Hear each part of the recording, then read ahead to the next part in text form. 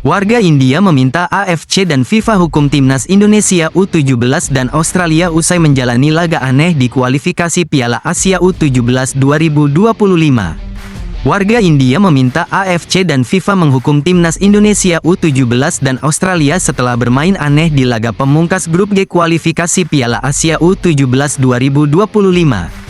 Timnas Indonesia U17 lolos ke Piala Asia U17 2025 usai bermain imbang melawan Australia di Stadion Abdullah Al-Khalifa Al-Sabah, Kuwait, Minggu, tanggal 27 Oktober tahun 2024.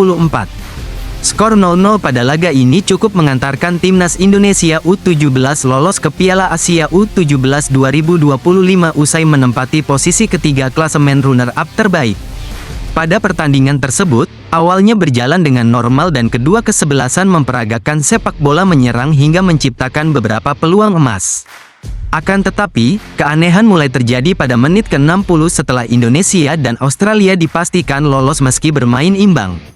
Indonesia dan Australia tampak sama sekali tidak memiliki intensi untuk menekan dan melancarkan serangan ke area pertahanan lawan. Para pemain Australia hanya memainkan bola di area tengah lapangan, sedangkan Indonesia mencoba menjaga area pertahanan sendiri tanpa ada niat merebut. Aksi Indonesia dan Australia ini membuat netizen India di media sosial geram dan meminta AFC menjatuhkan hukuman.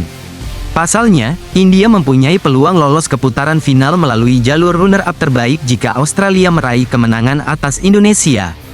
Bahwa timnas Indonesia U17 lolos ke Piala Asia U17, Nova Arianto, jujur secara permainan saya malu sebagai pelatih. Nova Arianto tak menutup-nutupi perasaannya saat timnas Indonesia U17 bermain imbang dengan Australia pada laga pemungkas kualifikasi Piala Asia U17 2025. Ia mengaku malu melihat permainan anak asuhnya, namun ia menekankan bahwa yang terpenting adalah lolos ke putaran final. Jujur secara permainan saya pribadi malu sebagai pelatih, tetapi sekali lagi ini yang harus kita terima dan jalani karena situasinya memang di setengah pertandingan saya mendengar kabar kalau kita seri saja lolos, akhirnya kita membuat secara taktikal pun sama. Kita buat defense di daerah sendiri dan ketika dapat bola kita lakukan counter attacking. Kita bisa melihat Australia pun sama, saat punya bola mereka tidak mau menyerang kita, itu menjadi suatu pertandingan yang jujur saya tidak begitu suka.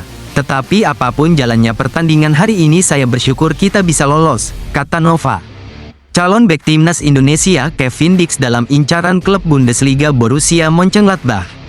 Kevin Dix, pemain keturunan Indonesia Belanda yang kini memperkuat FC Copenhagen, tengah menjadi target transfer Borussia Mönchengladbach.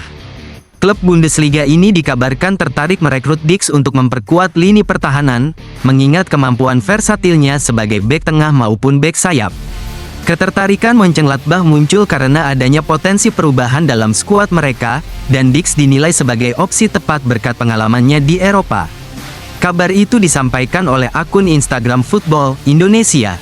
Musim panas kemarin Borussia Mönchengladbach sudah melakukan pembicaraan dengan klub Kevin Dix, tetapi pihak Copenhagen tidak menjualnya. Kali ini Borussia akan mencobanya kembali di musim dingin mendatang untuk merekrut Kevin Dix. Akankah transfer ini terrealisasi? Tulis akun tersebut.